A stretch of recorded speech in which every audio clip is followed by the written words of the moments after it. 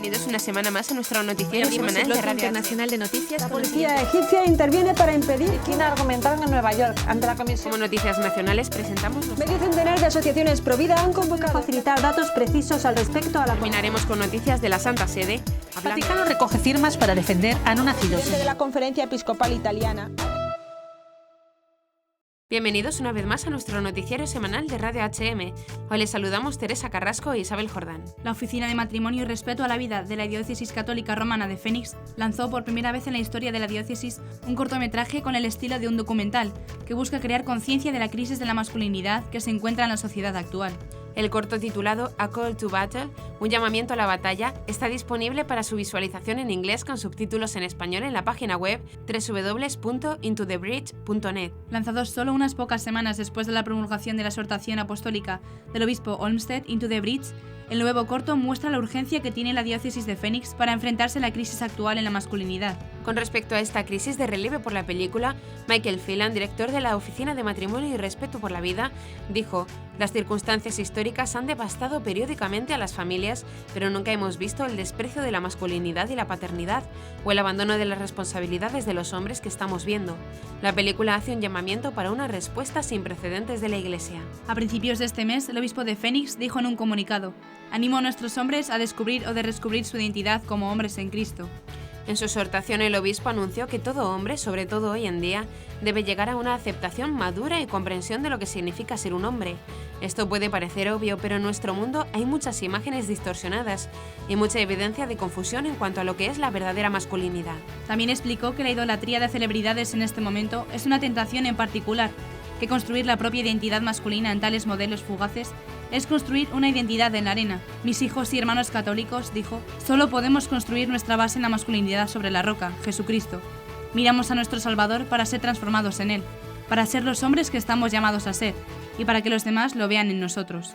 La Diócesis Católica Romana de Phoenix fue fundada el 2 de diciembre de 1969 por el Papa Pablo VI.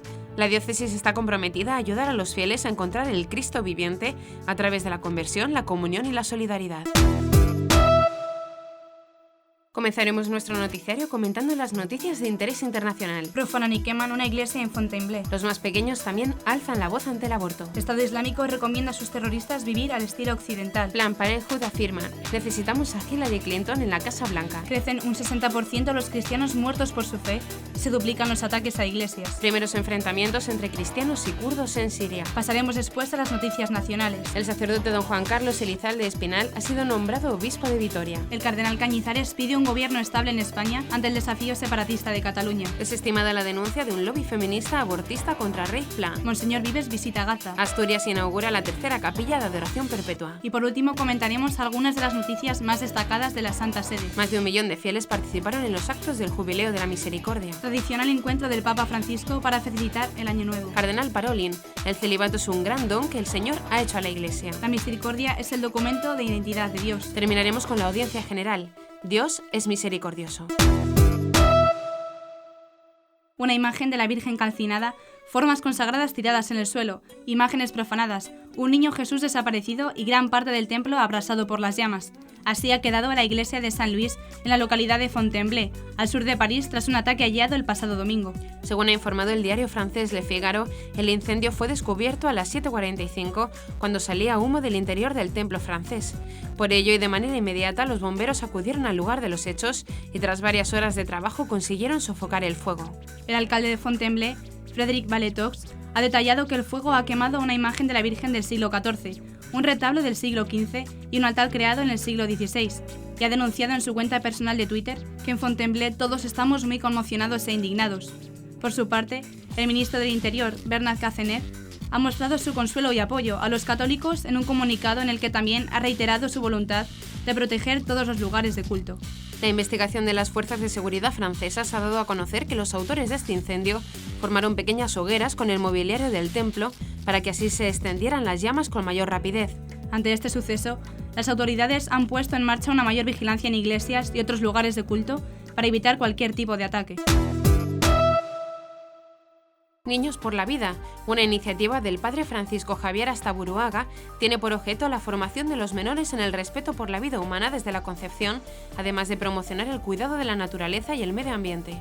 el padre Astaburuaga, doctor en Derecho Canónico de la Pontificia Universidad Lateranense de Roma, dijo que la iniciativa surgió del llamado del Papa Francisco a cuidar la naturaleza, el medio ambiente y la defensa de la vida humana, desde la concepción hasta la muerte natural, como él lo ha reiterado muchas veces. Así, hemos querido transformar la encíclica Laudato Si en un lenguaje para los niños que sean capaces de revolucionar el mundo con la ternura y misericordia de Dios, siendo amigos de sus amiguitos más pequeños y que están por nacer, agregó. El sacerdote indicó que por el momento la principal actividad es difundir el movimiento a lo largo de todo el país a través de la página web, invitar a parroquias, colegios y comunidades a formar sus grupos de niños por la vida y en cada lugar ser creativos y desarrollar sus propias actividades. El gran anhelo y esperanza es tener 1 millón de niños a lo largo del país vinculados a este movimiento durante el año 2016, y para eso tenemos que rezar e invitar a todas las personas de buena voluntad a sumarse a esta iniciativa.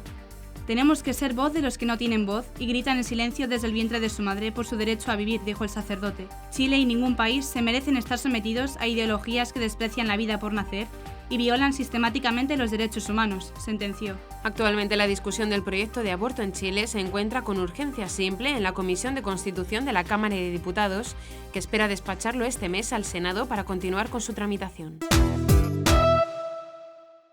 El Estado Islámico ha publicado una guía de seguridad para lobos solitarios, en la que explica a los terroristas las principales claves para atentar en Europa y la mejor manera para pasar desapercibidos. El manual, que cuenta con 58 páginas y ha sido traducido al inglés, detalla la necesidad de que los yihadistas adopten el modo de vida de Occidente y así evitar que sean reconocidos como musulmanes.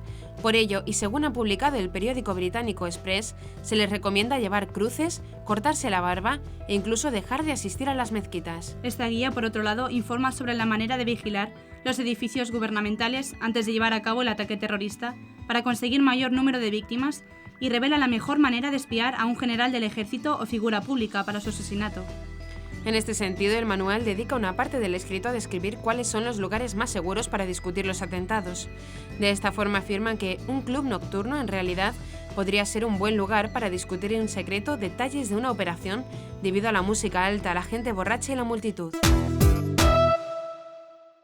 La multinacional del aborto Planned Parenthood hizo público su apoyo a la campaña presidencial de Hillary Clinton, precandidata del Partido Demócrata. Clinton tiene una larga trayectoria de trabajar para asegurar el acceso a un aborto legal y seguro, señala en su sitio web.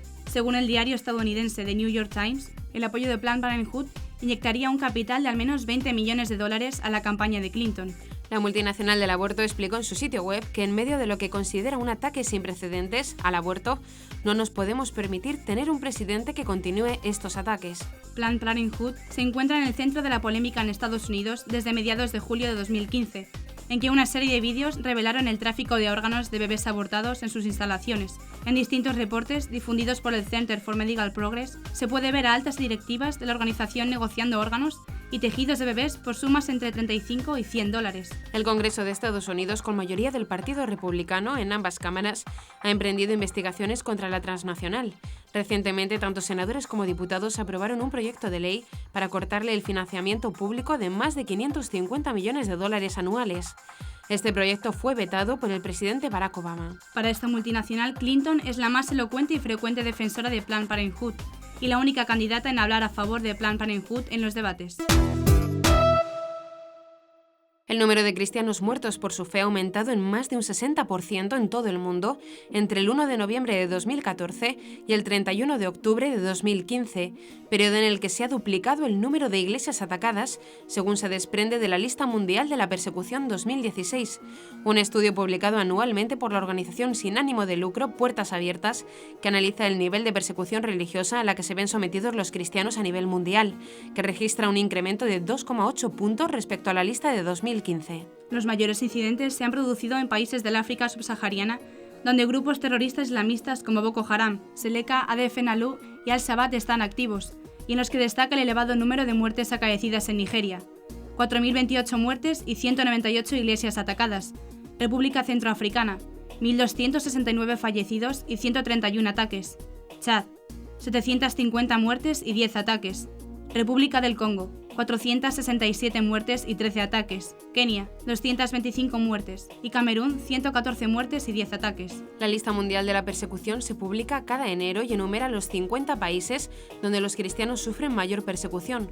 Por persecución se entiende cualquier hostilidad experimentada como el resultado de la identificación de una persona con la fe en Cristo. Esto puede incluir actitudes, palabras y acciones hostiles hacia los cristianos. Los métodos de investigación y los resultados han sido auditados independientemente por el Instituto Internacional de la Libertad Religiosa. En la región siria de Yashira, donde están las ciudades de Kamishi y Asakeh, y donde hay amplia presencia del Estado Islámico, están creciendo las tensiones entre kurdos y cristianos. Todo comenzó tras los atentados del pasado 20 de diciembre contra 2 restaurantes en Qamishli, propiedad de unos cristianos. En estos 2 actos terroristas, explica la agencia Fides, Monseñor Jacques Benan Indo, cabeza del arzobispo siro-católico Asakeh Nisibi, han muerto 13 cristianos y 6 musulmanes. No se sabe quién está detrás de esta masacre, pero la gente apunta el dedo contra los kurdos, a los que señala como culpables, visto que la explosión se realizó con 3 maletas llenas de explosivos, algo que hace destacar a los de ISIS como posibles autores. Después de la masacre, los grupos de autodefensa organizados por los cristianos, identificados con las siglas Otoro, han organizado barricadas para proteger las zonas habitadas por cristianos sirios y asirios, pero hace unos días una de estas barricadas fue atacada por las milicias kurdas del PYD y vinculadas al PKK. Detrás de estas tensiones está una estrategia de los kurdos que buscan adquirir una posición de fuerza con el fin de reclamar la independencia, en el reajuste que marcará el futuro de esta región devastada por el conflicto. Los grupos de autodefensa cristianos actúan en coordinación con el ejército del gobierno sirio y se ven golpeados por los kurdos también por esta razón, concluyó el arzobispo. El Papa Francisco nombró el pasado 8 de enero al sacerdote don Juan Carlos Elizalde, obispo de la diócesis de Vitoria. El pontífice aceptó así la renuncia al gobierno pastoral de la diócesis presentada por Monseñor Miguel José Asumerdi por motivos de edad, conforme al Código de Derecho Canónico. El nuevo obispo nació en Mezquiriz, Navarra, el 25 de junio de 1960. Obtuvo la licenciatura en Filosofía por la Universidad de Navarra y en Teología por la Facultad de Teología del Norte de España, sede de Burgos, formándose con los Cruzados de Santa María. Es licenciado en Teología Espiritual por la Universidad Pontificia de Comillas en Madrid y realizó el curso de Directores de Ejercicios Espirituales con los Padres Jesuitas de Salamanca. Fue ordenado sacerdote el 3 de octubre de 1987 en Roncesvalles, quedando incardinado en la diócesis de Pamplona, sede en la que ha desarrollado su ministerio sacerdotal. Entre otros, ha desempeñado los cargos de director de las residencias universitarias diocesanas Martín de Azpilicueta y Algaray, y párroco de Santa María de Ermitagaña y de la Sagrada Familia. Actualmente es profesor de teología y responsable de la pastoral de la Universidad Pública de Navarra desde 1998, vicario episcopal territorial de la zona de Pamplona, Cuenca, Roncesvalles, desde 2009, profesor de homilética del CSED San Miguel Arcángel desde 2011, coordinador del Centro de Dirección Espiritual Diocesano en la Capilla de la Divina Misericordia, en el Oratorio de San Felipe Neri y canónigo prior de la Real Colegiata de Roncesvalles. Hasta el momento era también vicario episcopal de Pamplona y Tudela. El nuevo obispo se dirigió a sus fieles diciéndoles: «Vuestra sorpresa es la mía, y agradezco al Papa Francisco la confianza inmerecida que ha depositado en mí. Vuestra oración por mí me anima a decir sí a la llamada de Jesús, como lo hicieran los apóstoles en el lago de Galilea. Pongo esta nueva andadura vuestra y mía bajo la protección de San Prudencio, patrono de Álava, y de la mano de la Virgen Blanca, patrona de Vitoria». El cardenal y arzobispo de Valencia, don Antonio Cañizares, considera que la situación generada en Cataluña es de extrema gravedad y pide a las fuerzas políticas altura de miras y generosidad para un gobierno estable por el bien común de España y de los españoles. Lo que dicta la razón y el sentido común es que garanticen la estabilidad, las fuerzas democráticas, moderadas, constitucionalistas, respetuosas con la ley y las leyes, con sentido común, asegura el cardenal en un artículo que publicará en su próximo número el Semanario Diocesano Paraula y en el que precisa que escribe sus reflexiones como obispo y ciudadano. El cardenal considera que en la situación que vivimos las consecuencias las van a pagar como siempre los mismos. Los pobres, los que no tienen trabajo, las familias, los débiles, los últimos, los que no cuentan. Por ello, pide a las formaciones políticas que sean generosas y les recuerda que por encima de otros intereses está el bien común, y el bien común se llama España y los españoles, singularmente los más desfavorecidos. Al término de su artículo se dirige el cardenal Cañizares expresamente a los católicos españoles para exhortarles a sencillamente seguir a Jesús, no ocultarlo, ser consecuentes con este seguimiento, aportar a nuestra sociedad las consecuencias sociales y políticas que están implicadas y se siguen de ese seguimiento. No podemos cruzarnos de brazos, necesitamos estar muy unidos, a ver si despertamos y no negamos la aportación del Evangelio que tanto necesita nuestra patria, concluye el cardenal. La juez titular del juzgado número 2 de Alcalá de Henares ha decidido no admitir a trámite la querella presentada por las feministas Les Comadres contra el obispo de Alcalá de Henares, Juan Antonio Reig Pla, por su carta pastoral en la que comparó la manifestación feminista Tren de la Libertad, en la que pedían el aborto libre, con los trenes de Auschwitz. La jueza afirma que el obispo hizo estas declaraciones haciendo uso de su libertad de expresión y que en ningún momento hizo referencia a Les Comadres, por lo que ni la asociación feminista ni las manifestantes pueden sentirse ofendidas por sus palabras. La presidenta de la Asociación Española de Abogados Cristianos, Polonia Castellanos, ha salido en defensa del obispo y ha asegurado que apoya la decisión de la juez de desestimar la demanda porque Reig Pla hizo una declaración verbal desde su libertad de expresión. De este modo, la letrada asegura que la declaración del obispo Reig es perfectamente libre y respetable, e insiste que las feministas quieren callar a los cristianos. Ellas pueden hacer todo tipo de vejaciones sin remordimientos porque es su libertad, pero luego no admiten ningún comentario que no piense como ellas, afirma Castellanos, que además añade que verdaderamente creo que la persecución a los cristianos es real y directa. Por su parte, la presidenta del Observatorio para la Libertad Religiosa y de Conciencia, María García, asegura que las feministas solo tienen un objetivo: acallar a la Iglesia Católica y a toda la religión en general. Lo que están intentando es implantar un laicismo extremo imponiendo sus ideas, sentencia. La comunidad de cristianos de Gaza no supera el 1,5% de la población, un porcentaje similar al de Jordania, donde apenas suponen el 2%. Para acompañar y trasladar apoyo y oración a estas comunidades que mantienen en Tierra Santa la fe en Jesús, un grupo de obispos europeos, americanos y africanos recorren estos días Belén, Gaza y Jordania, enviados por la Santa Sede. Esta delegación, que forma parte de la Coordinadora de Conferencias Episcopales de Europa y América del Norte en apoyo a la Iglesia en Tierra Santa, ha contado con la presencia de Monseñor Joan Enric Vives, arzobispo de Urgell, como representante de la Conferencia Episcopal Española. Monseñor Vives explicó que además de ayudar a estos hermanos en nombre de la Iglesia de nuestros países, nuestra visita pretende dar a conocer en Occidente la situación que están atravesando los cristianos de aquí. La Iglesia Madre de Jerusalén es hoy la Iglesia del Calvario. Son personas, cuenta, que por mantener su fe lo han perdido todo. Están sufriendo y aceptan vivir como una minoría. Y eso es algo que debe movernos a ayudarlos a través de asociaciones como Obras Misionales Pontificias, Ayuda a la Iglesia Necesitada, Caritas Internacionalis y otras ONGs que están aquí. En Gaza, esta labor de ayuda que lleva a cabo la Iglesia va dando pequeños resultados y llega también a los musulmanes. El año pasado encontramos en Gaza un paisaje desolador, porque Israel no permitía reconstruir los destrozos de los bombardeos de 2014. Ahora hemos visto que se va avanzando y hay más esperanza. Al final, el Calvario está siempre cerca del sepulcro vacío de Cristo resucitado, concluyó. La Capilla de la Adoración Perpetua de Gijón, la tercera de Asturias, comenzará a funcionar el martes 19 de enero, tras la inauguración de la misma por el arzobispo de Oviedo, Monseñor Jesús Sanz. El acto consistirá en una Eucaristía a las 19:30 horas y posterior adoración, donde estará acompañado, entre otros, por el párroco del Espíritu Santo, Luis López, y el sacerdote Justo Lofeudo, responsable de la adoración perpetua en España y en los países del sur de Europa. A partir de ese momento, la capilla, que pertenece a la parroquia del Espíritu Santo y que se encuentra situada en la calle Magnus Blixstad 58, permanecerá abierta las 24 horas del día, con la presencia siempre de al menos un adorador. La primera capilla de adoración perpetua de Asturias se instauró hace 8 años en Oviedo, en la iglesia de las Esclavas de Conde Toreno, y hace un año comenzó también la de Avilés, situada en la iglesia de San Antonio de Padua. El presidente del Pontificio Consejo para la Promoción de la Nueva Evangelización, Monseñor Rino Fisichella, informó el pasado sábado de que más de 1 millón de personas han participado en Roma en los actos del Jubileo de la Misericordia. En un artículo publicado en el diario L'Osservatore Romano, Monseñor Fisichella indicó que durante el primer mes se ha registrado una participación de 1.025.000 personas en las celebraciones derivadas del Año Santo Extraordinario. El responsable de la organización del Jubileo dijo que los números no son importantes en una dimensión espiritual. No obstante, añadió que indican una intensa participación y una necesidad sentida. La misericordia es un auténtico contenido que sacude y que, como enseña el Papa Francisco, implica un movimiento de compromiso personal, destacó el prelado italiano. El recorrido reservado a los peregrinos muestra cada día a grupos de fieles y personas que con la cruz jubilar se encaminan rezando hacia la Puerta Santa. Un testimonio de fe que conmueve y no deja indiferente, aseguró Monseñor Fisichella. Solo una forma ideológica y desviada de religión puede pensar que se hace justicia en nombre del Omnipotente, masacrando deliberadamente a personas indefensas, como ocurrió en los sanguinarios atentados terroristas de los últimos meses en África, Europa y Oriente Medio. Así lo indicó el Papa Francisco al recibir a los miembros del cuerpo diplomático ante la Santa Sede para la tradicional felicitación por el Año Nuevo.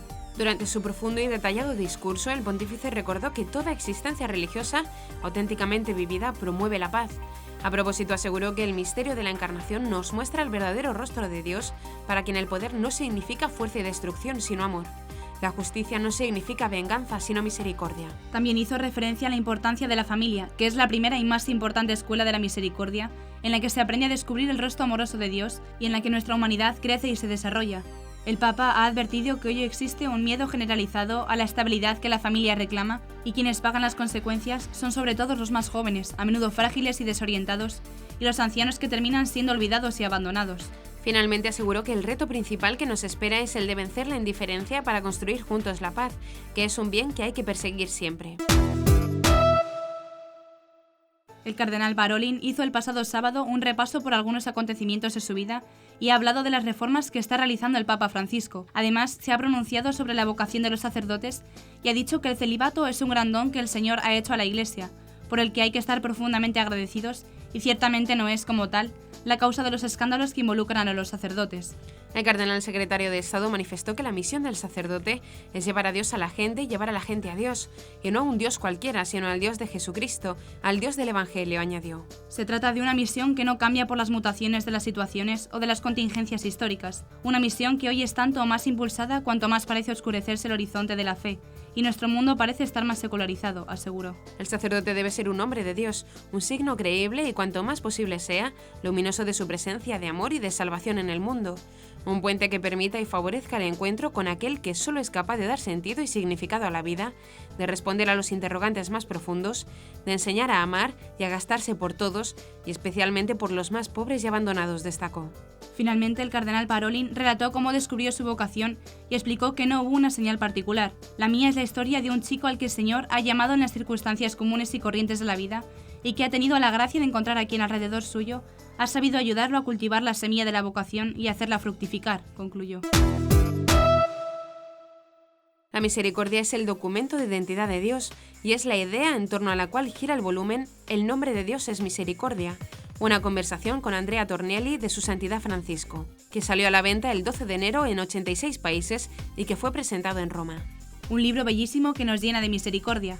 Lo definió el actor Roberto Benigni, quien intervino en la presentación. Un libro para llevar en el bolsillo, para leer en 5 minutos cuando el tren se retrasa. En la entrevista, el Papa habló, entre otras cuestiones, sobre las cosas que lo han empujado a convocar el Jubileo de la Misericordia, que han sido la oración, la reflexión sobre los papas precedentes y una imagen de la Iglesia como hospital de campo que alivia los corazones de las personas con la cercanía y la proximidad. La humanidad herida por tantos flagelos sociales, la pobreza, la exclusión, la esclavitud del tercer milenio, el relativismo, necesita de la misericordia de ese documento de identidad de Dios, de aquel que sigue siendo siempre fiel aunque el pecador reniegue de él. Francisco volvió a recomendar a los confesores que tengan ternura hacia los penitentes.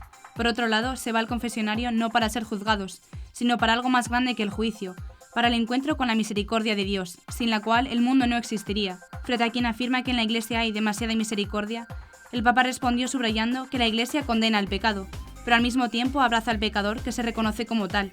Le habla de la misericordia infinita de Dios. Es necesario perdonar 70 veces 7, es decir, siempre. La Iglesia, por lo tanto, no está en el mundo para condenar, sino para permitir el encuentro con ese amor visceral que es la misericordia de Dios, concluyó el Papa.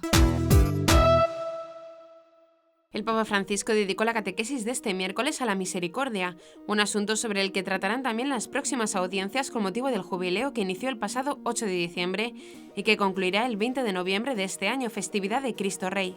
Da inicio, por tanto, a un nuevo ciclo de catequesis centradas en este tema. El Papa calificó a Dios de misericordioso, lento a la ira, grande en amor y fiel, y habló sobre cada uno de estos aspectos. Reconoció que tiene el respiro amplio de la paciencia y de la capacidad de soportar. Dios sabe esperar, sus tiempos no son aquellos impacientes de los hombres, es como un sabio agricultor que sabe esperar, da tiempo a la buena semilla para que crezca a pesar de la cizaña, aseguró. Estas catequesis serán según la perspectiva bíblica, para aprender así la misericordia escuchando aquello que Dios mismo nos enseña con su palabra, aclaró el Santo Padre. Escuchamos al Papa. Queridos hermanos y hermanas, empezamos hoy un ciclo de catequesis sobre la misericordia en la Biblia con este pasaje del libro del Éxodo, en el que el Señor se llama a sí mismo Dios compasivo y misericordioso, lento a la ira y rico en clemencia y lealtad. Y es así, Él es compasivo, siempre dispuesto a acoger, a comprender, a perdonar, como el padre de la parábola del hijo pródigo. Es misericordioso, tiene literalmente entrañas de misericordia. Se conmueve y se enternece como una madre por su hijo y está dispuesto a amar, proteger, ayudar, dándolo todo por nosotros. Es lento a la ira, cuenta hasta 10, como decíamos de jóvenes, respirando profundamente para no perder la calma y soportar sin impacientarse. Es rico en clemencia, un caudal inagotable que se manifiesta en su bondad, en su gratuita benevolencia que vence el mal y el pecado. Y finalmente es leal. El Señor es fiel. La palabra lealtad, fidelidad, que no está muy de moda, pero Él es leal y es fiel. Su fidelidad dura por siempre, no duerme ni reposa, está siempre atento, vigilante y no permitirá que flaqueemos en la prueba. Saludo cordialmente a los peregrinos de lengua española, en particular a los grupos provenientes de España y Latinoamérica. Sí.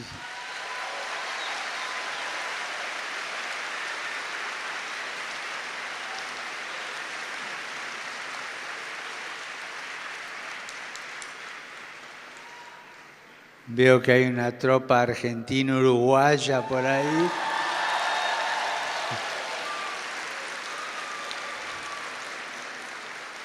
Llenos de confianza en el Señor, acojámonos a Él para experimentar la alegría de ser amados por un Dios misericordioso, clemente y compasivo. Y hasta aquí nuestro informativo semanal. Esperamos que haya sido de su agrado.